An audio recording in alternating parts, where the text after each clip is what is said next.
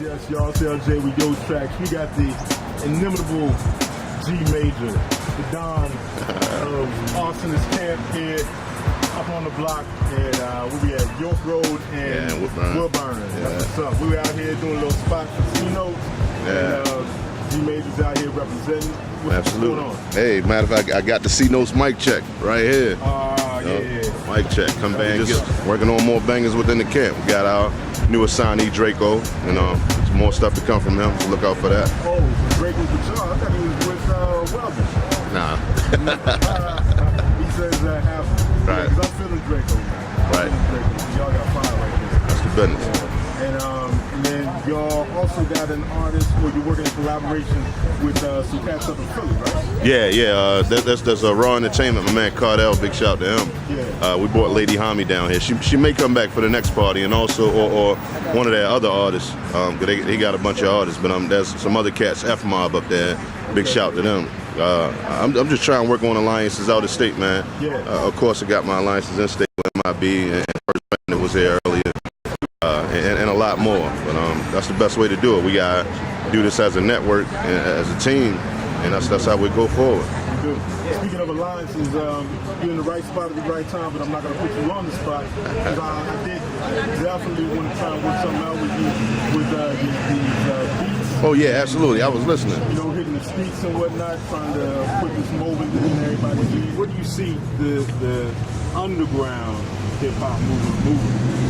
Because what I'm seeing on sales and the mainstream is that words that sales are declining there, but on the underground they don't use a lot of sound stand. So what's an artist or a production company need to do to figure out how to account for where those sales are going? Except for on the individual level. Yeah, the underground, I think the underground music, I of course haven't really truly been keeping SoundScan scores, but I do know for a fact that like the G Units and the Kanyes that used to be multi-millions are now doing $500,000 as opposed to what they used to, because of all this digital stuff, the AACs and the MP3s and 4s, right. The iTunes, that's, in my opinion, that'll be the best way to go now. Even with record labels, I pitched to a few people that Arsonist can't make, nowadays trying to get a deal and shop demos is unrealistic now. A lot of labels don't even take soliciting.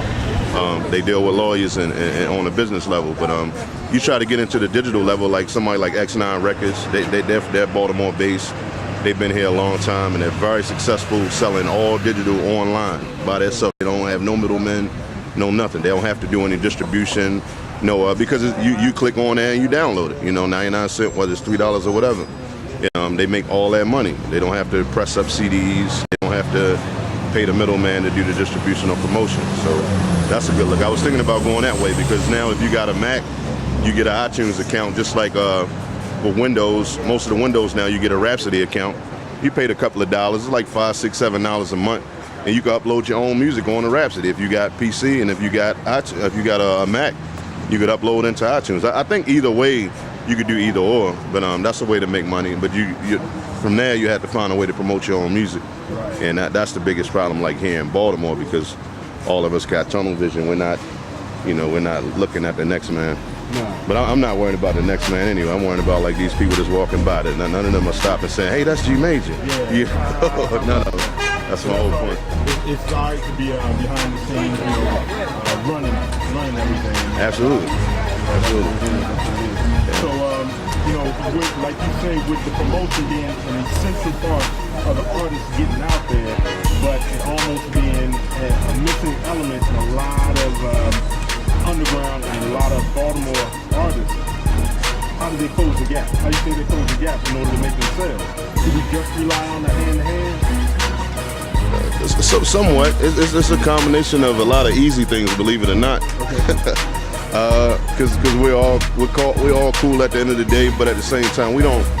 LJ, we really don't pay attention to each other. I mean, we do, but we don't. I see you. You might have Autobot, and I know J5 admit he has the Autobot that does the bulletin. That keeps doing that the DMV conference.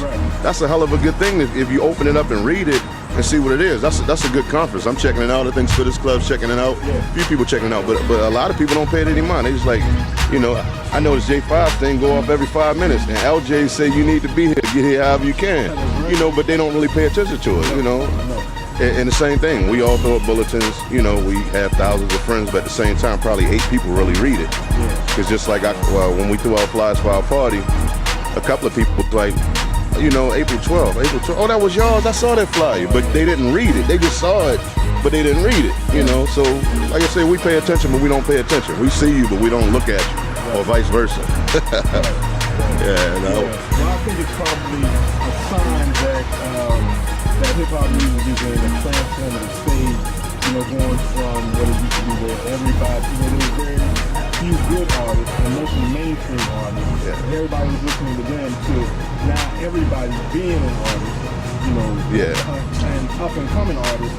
And like you say, tunnel vision, because everybody is running that race. Yeah, and exactly. nobody can really take time out to get into another artist unless they're mainstream.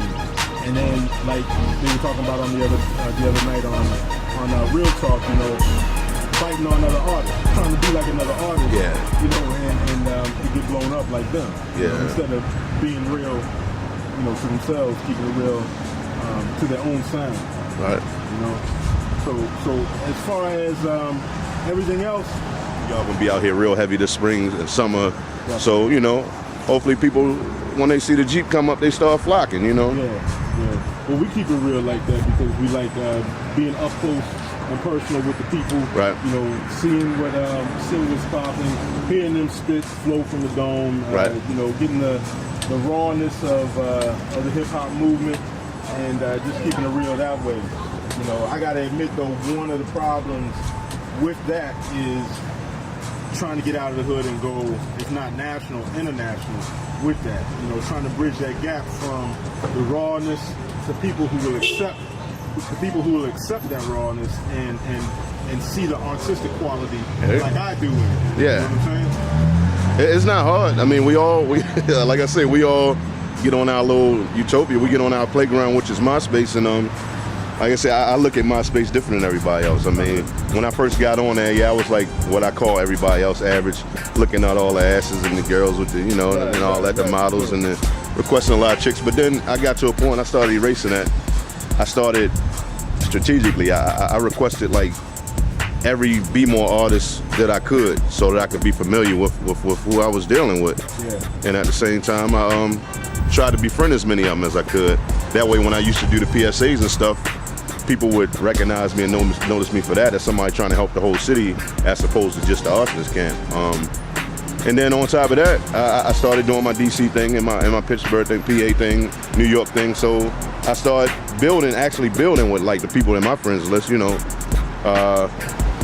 Far as international, overseas, MySpace is all over the world. I think it's like a 200 million or 2 billion people database.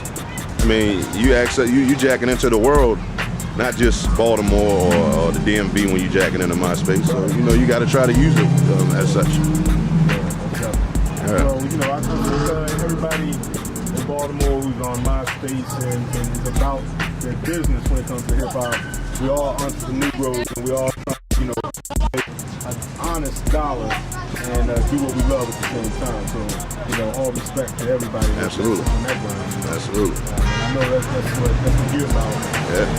We really thank you for coming out and doing this moving thing. As far as the interview, hopefully we'll be able to work together and get some of your artists out there. Yeah, that's not a problem. Doing the mobile thing and do a collab that way.